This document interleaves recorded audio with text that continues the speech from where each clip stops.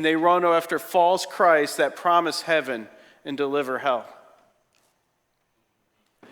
Last week I had the joy, you might say, of seeing how throughout all history this reality is played out. And our assignment for class was to take a selection of reading from Livy's Early Histories of Rome.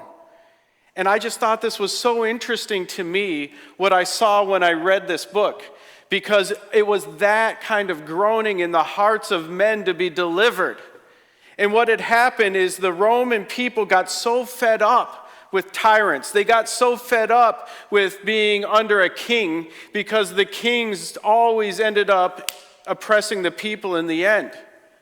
And so they finally got fed up with what was going on, and they overturned the monarchy, put the Tarquins out, which was the ruling family, and they said, we now have found salvation. We have now got the kingdom. We have established a republic. Now everything will be well and good with us. But the problem was the axe wasn't really laid to the root of the problem. And sin still abided. And so what began to happen when that republic was first founded, all the nations all around were visited by the Tarquins who wanted to take back Rome.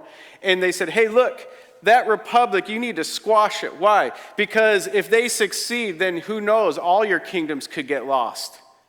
And so from the inception, there was battle after battle after battle. And ironically, those battles kept Rome from falling apart internally because they needed one another to fight the enemy. But as soon as they vanquished the Tarquins, what ended up happening was you saw all this class warfare that was just unbelievably bad. And there was such an oppression of people toward one another that the common people said, this is not working out. And then they forced on the government, hey, we need tribunes to come and have judgment for the people. And you think, well, now we finally found salvation. But no. Now the tribunes and the consuls and the senate are always fighting one another. And it was ugly. I mean, ugly.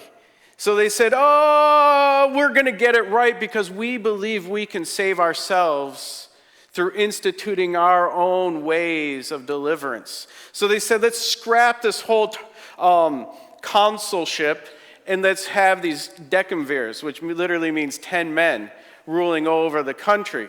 And what you often see when people get excited about a messianic movement, the first batch of decemvirs were very good because they had this dream of what a good society looks like.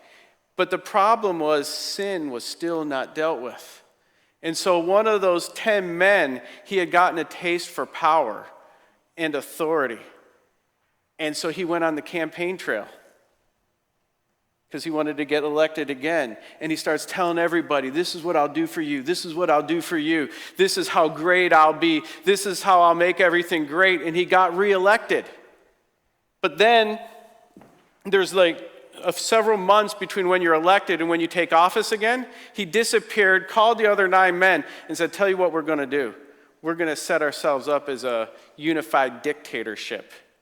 And we're not going to let there be elections again. And once that next group came into power, they were the worst tyrants.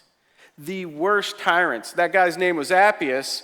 And it was so bad that when the armies came against Rome, the soldiers were like, we'd rather die than fight for our country anymore. They had lost all purpose or hope. But there was also at the same time a breaking point. There was a tipping point, as we heard recently, right? And what had happened is the decemvirs that were out in the field were doing wretched things, but Appius, who was left at home, he did something that was so wretched.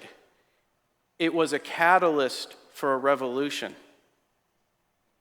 What he did is he said, there's a woman over here that I really like, and she's engaged to be married to somebody else, but he says, look, I've got power, I've got money, I got wealth, I got everything I want you. She says, no,